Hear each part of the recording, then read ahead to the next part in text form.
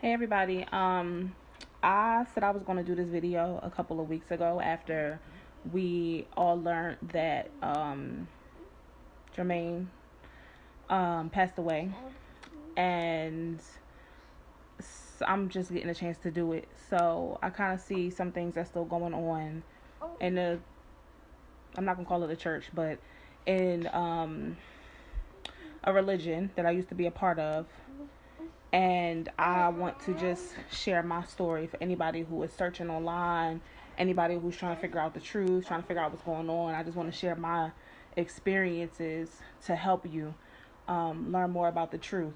Let me say, first and foremost, some of you kind of follow me on this page and you have no idea like what I'm talking about. I used to be a member of a church called the Israelite Church of God in Jesus Christ back when my mom actually went in there in 1999. So I went in when I was about 8 years old, and I left voluntarily. When I was about 20, I think I left. So most of my childhood, all of my childhood, I was there.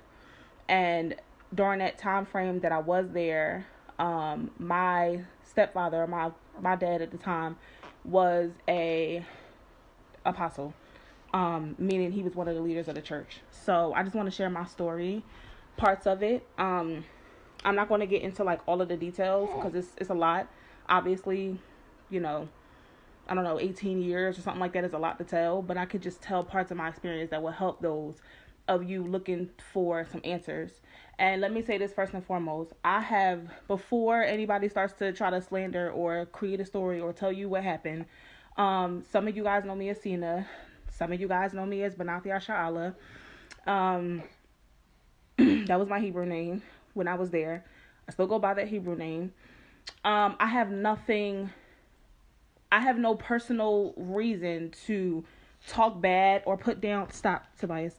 I have no personal reason to talk bad or talk down or go against anything or anybody's church. I could just tell you from my experience that the place is evil. And I'll tell you why in a second.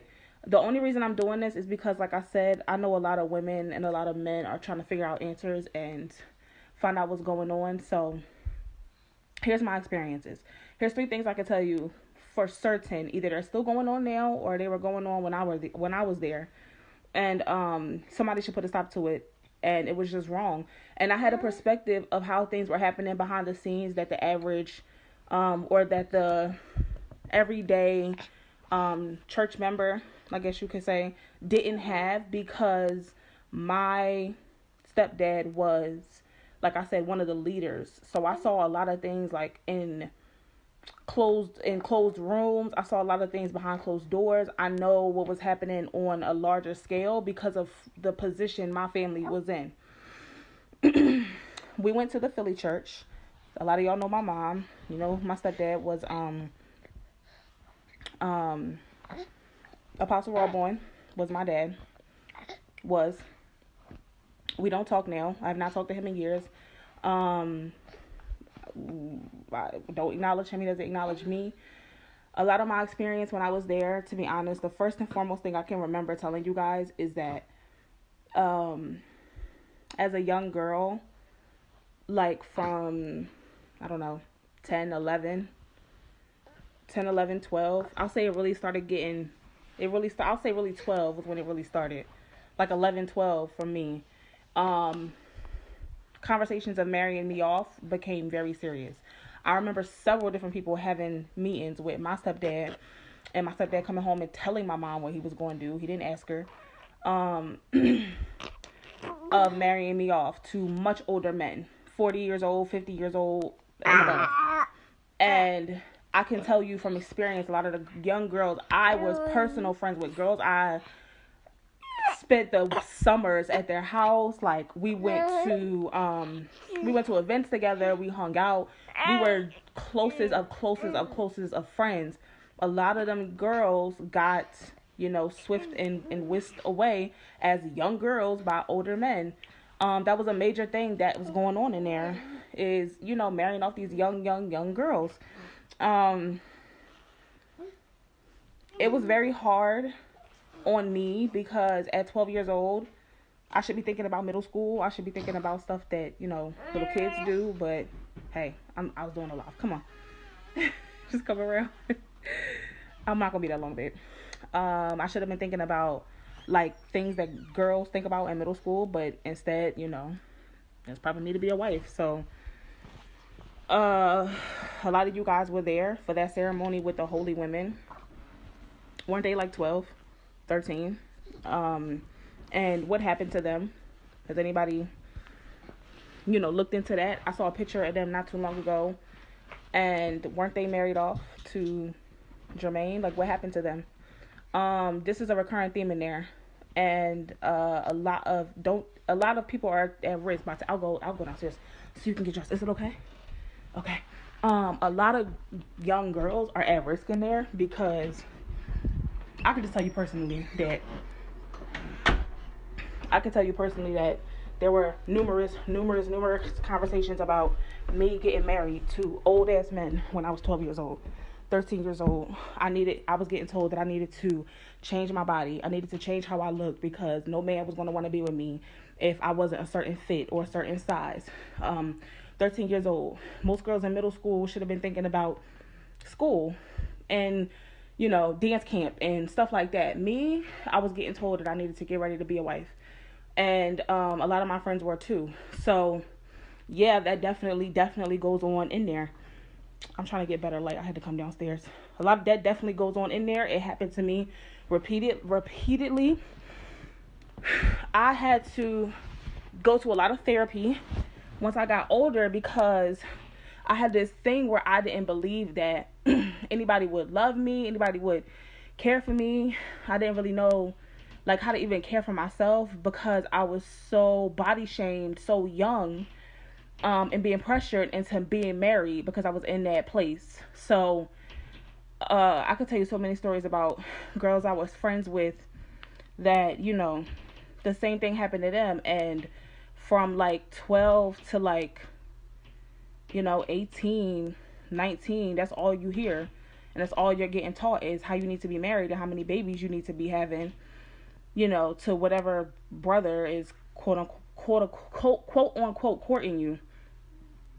And like what's happening to the girls in there is still like, it's sickening to my stomach. I remember one time my stepdad coming home talking to my mom about this, and he was actually having conversations with one of his friends who I can't remember what rank he was or whatever position he held in the church at that time. I think this is when the church was still in North Philly at 33rd and Dolphin. Some of y'all know what I'm talking about. Anyway, I remember one time him coming home and talking to my mom about this, and the guy was like 50, I think, maybe a little older than 50. And like I said, I was 12, and he was having a conversation about giving me away to this man who was his friend, and I knew who the man was. And so when I went to that place, which I refuse to call it a church, but for the sake of this live stream, I'll say church. When I went to church, it was so uncomfortable because I had to see him there. I had to like walk past him to get to my, my seat when it was time to do the studies and everything. And it was so uncomfortable because I knew as a young girl, I'm not ready for that. But in that place, like, they can't wait to marry off little young girls. And that was my experience. So, way too early, I was introduced to things that I should have not been introduced to. And them throwing the label on it that this is what God wants. This is what he wants you to do so that you can, be loved by him and not be killed by God, and be righteous and be a righteous sister. Like, that's not nowhere in the Bible. That's not at all what it's talking about or what you're supposed to be doing. But I was brainwashed into believing that. So that's one thing, is the young girls that I personally experienced. The second thing I personally experienced is, it kind of ties into the young girls, but the level of abuse to the women and to the sisters. And if y'all think just because somebody is an apostle, or just because somebody is a chief high this or high priest of that or whatever, like if y'all think just because the people are at a certain level that everything is rosy peach perfect in their life and they're like following the law and they're the most righteous and holy person. That's not at all true. Like, I've seen, if I could even just tell y'all, I'm gonna just keep it real.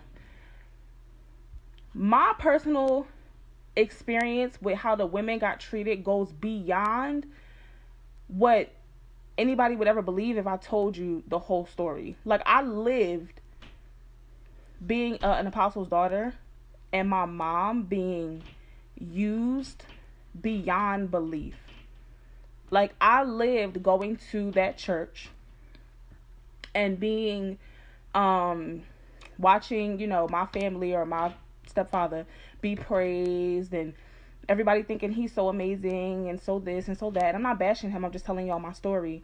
Everybody thinking like our family was so, you know, great and things were so perfect, and then going home and my mom is paying $60 funds for events and for dinners and for, let's say, Hanukkah, but her lights is out, or there's lice, or there's there's fleas in the house from, let's say we had a cat or something like that. There's fleas in the house and the church refuses to help her. Or one time, for example, when I had my oldest son, we were in the house all summer long with no electricity, literally doing everything by candles. I'll never forget it. We had no water. We had no electricity.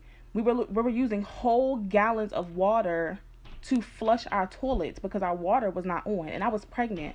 And it was the middle of summer, blazing heat. And my dad is supposed to be an apostle. Why are we paying $60 funds for events and Hanukkah and this and that, and the churches, the Lord's business has to be done, and don't leave my, you know, storehouse empty, and they're quoting Malachi all day and night that wasn't even talking to people, that wasn't even talking to us, that Malachi wasn't even talking to us, right? It was about the priests and the kind of sacrifices they were given. If you really read Malachi, the 3rd chapter, why are we paying for these things and we don't even have water in the middle of the summertime? And my mom went to go ask the apostles, the same ones you guys call holy, for help, and they told her they couldn't help her. Mind you, my mom's been in there, like I said, since 1999. She has easily given over $100,000 in tights. Easily. And then me, I was the type to also help and contribute and work. I had a job ever since I was 13 years old. So there was 2 incomes coming out of my house, my mom's and mine. So easily, from my family alone, they've gotten at least $200,000 in tights, in priest funds, in Hanukkah funds, in Passover second tights, in plates, in garment funds, paying for my stepdad to get to New York, paying for the random wives that used to come out of the woodwork all of a sudden. Oh, now she's one of the other wives. Oh, now she's in one of the other wives. Oh, she's your stepmom this week. Oh, that week that's your stepmom. Paying for all these random people, random marriages. Some of them became very close. Some of them, I haven't heard nothing from them ever again. But this was my life. It was so unstable. It was so abusive. It was like a movie. Like, and this is what baffles me about how some people don't acknowledge this stuff, but they say, you know, that's the truth. This is how the Most High wants us to be living, and this is what he wants us to do, and this is how he wanted us to come back as a nation. By using up the women, not taking care of the children, not teaching the daughters how to actually care for themselves, care for their body, how to love themselves, just teaching them to go be, you know, a mattress pad for some old ass man when they're 12 years old, have a bunch of babies, take care of the man because he can't go to work. He has to go do unit work. He has to go work for the church 18 hours a day. He could come in my house next week with a wife that I don't know off the street, and I'm supposed to not say nothing because he courted her and it was none of my business. How is that how we supposed to live? Like, I never read that nowhere in the book. And I left my books upstairs. I read, like, my Bible continuously, even though I left there because I realized that is not the way my son was going to be raised. And now I have 2 sons. I left there because I couldn't watch people I loved kill themselves anymore for what they thought was God and it wasn't. I couldn't take it. And so I left. I left with my family being in the spotlight. I left with not caring that people were probably talking crazy about me because, like I said, my dad was an apostle. My stepdad was an apostle. And I didn't care. It just is wrong. All of it is wrong. And I'm not even going to get into how many things contradict what's actually in the word. Because once you start actually reading the word for yourself, none of what they're talking about is in there. When it comes to how you're supposed to treat each other, how you're supposed to take care of your wife, how you're supposed to take care of your children, how you're supposed to be doing these different things, and all of the prophecies that was supposed to happen and never happened. Like, all of it, none of it was adding up. None of it made sense. And for me to see that, for me to go to a Passover and my family is on stage supposedly preaching to this congregation and telling other people how they should be living their life and how God was going to get them if they didn't act right and they didn't do what they were supposed to be doing, and then come home and we don't have water to even care for ourselves. My mom can go 3, 4, 5, 6, 7 months. 7 months sometimes, guys. Sometimes a year without even talking to her husband. And that's love? You come and go as you please to come and get what you want and then you leave? You come and take finances when it's convenient for you, but you're not here to actually raise the child. You're not actually here to be a part. But that's your guys' holy apostles? And I'm not just talking about one. I saw it from multiple. I've seen it from multiple. I've had experiences where I would see Jermaine, because I'm not calling him his name. You guys know him as tazadaqyah. I'm not calling him that, because that means y'all's righteousness, and that's not what he was. I've seen him get in front of people and put on the Holy Spirit act and then close the door and curse somebody out and talk about people's daughters like a dog because he wanted to marry one and not the other. Daughters, girls, kids. I've seen it. I've heard it with my own ear, with my own experiences. I have best friends who got caught up in his web. So no, it's not the truth. No, it's not what you think it is. I'm sorry if that's hard to hear. I'm sorry if you've been in it 100 years and that's all you know. But guess what? Outside of there is a real truth. Outside of there, the Most High does exist. We still keep Passover. My family now. Now I'm married. I have a husband. I have children. I'm doing well. We're doing well. Thank the Most High. We have a home. We have vehicles. We have things. We're able to help other people. We can actually give back to other people. We're actually raising our children. We actually get to see our children. And to this day, my mom is still in there mentally. So I don't have the relationship with her really that I would like. But the truth of the matter is that place broke up my family. And that place could have ruined me as a person. But the Most High didn't allow it to. And if you really want to find out like the truth and get your children away from the toxicity that's in there, you can. And it is possible. And like I was saying, we still study. We learn from the actual Holy Spirit that comes to you and teaches you all things, that comes into your mind and helps you study and helps you understand and helps you actually get real breakdowns and real understanding, where you can actually explain things and understand why you're doing things and love one another, take care of one another. I would have never gotten the husband that I have now if I was in there. Never. Never. He cares for me. He helps take care of the children. He works. He's loving. He's considerate. He's all of the things I would have never gotten if I was there. And so, anyway, I just wanted to share and say that, do your research. Don't just watch this video, take my word for it. Go listen to other people's stories. I know they tell y'all not to look and everybody's an antichrist. They're not. That's not true. That's not true. That's not even what an antichrist is. Actually, go research what the antichrist is. It's not what they're telling you it is. The rebels are not what they're telling you it is. Read it without man's perspective and opinion on it. Read your book. Go in your closet. Get on your knees and pray. And ask the Most High to give you understanding. Ask him to drop it in your spirit for the clarity and the interpretation to come to you from him. Don't wait for the brothers to give it to you. Actually, go find it out for yourself and see what happens. I challenge you to go do that. And do some research. Listen to other people's stories. Listen to other women who have come out of there. And not just there, the other camps too. Because it's a bunch of other camps. It's not just Icgjc. It's a bunch of them.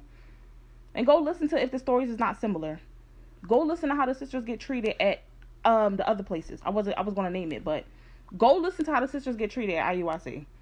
Go listen to how the women are done in some of these other camps with these other brothers. Go research. You'll see some of these people on YouTube saying, oh, we only deserve to have 12-year-old virgins. That's what they believe. Where's that in the word? That's just nasty. So, anyway, I just wanted to share this. I'm not going to, ramble. Long story short, I just want to tell you guys that, the perception is not what you think. And the fact that there's no consideration for people, what's going on right now with the whole coronavirus thing, there's no consideration about most of you are out of work, unemployed, and they still want you to cough up the money. They still want you to take care of their men. You know what their men do with the money once you give it to them? I'll tell you, because I saw it. Once you pay up them tights, they go to AC. They go to Atlantic City and they gamble it. They go buy cars and fur coats and nice clothes and go get a new wife every 2 weeks. I've seen it. So I know. And I'm not making it up. They take what you provide them so they can go front and floss and get clout and get women and not take care of their children and hide from paying child support and all of that. That's what they do. That's not godly. That's not holy. That's not right. And so if that's what you want to, continue to put your money into because you believe it's the nation, that's your choice. But I wanted to do my due diligence and come tell y'all the story. So, if you want me to do more videos like this, then, leave a comment, let me know. If you have any questions, I have absolutely no problem answering questions. I'll just tell you my honest experience, my honest opinion. So, with that being said, shalom, I love y'all. And I hope that, you find the peace that you have not been able to get since you've been there. And you know it in your heart. I hope you find the peace you're actually looking for. All right, talk to y'all soon.